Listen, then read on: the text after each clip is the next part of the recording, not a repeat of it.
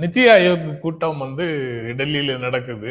நித்தி ஆயோக்ல போய் தமிழ்நாட்டினுடைய குரலை ஒலிக்கப் போகிறார் அவரு.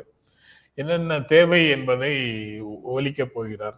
அதுல பிரச்சனை என்னன்னா, நித்தி ஆயோக்ங்கிறது நிதி கொடுப்பதற்கான அமைப்பும் இல்ல, நீதி வழங்கும் அமைப்பும் இல்ல.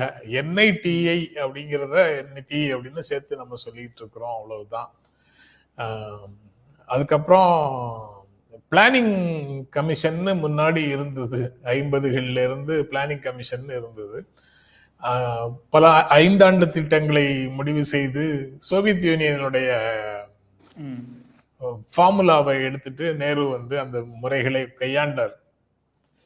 இவங்க எங்கெங்கெல்லாம் அலர்ஜி ஆகி ஒவ்வாமை இவங்களை என்னென்னலாம் செய்ய வச்சிருக்குங்கிறத இங்கேருந்து கூட தொடங்கலாம்.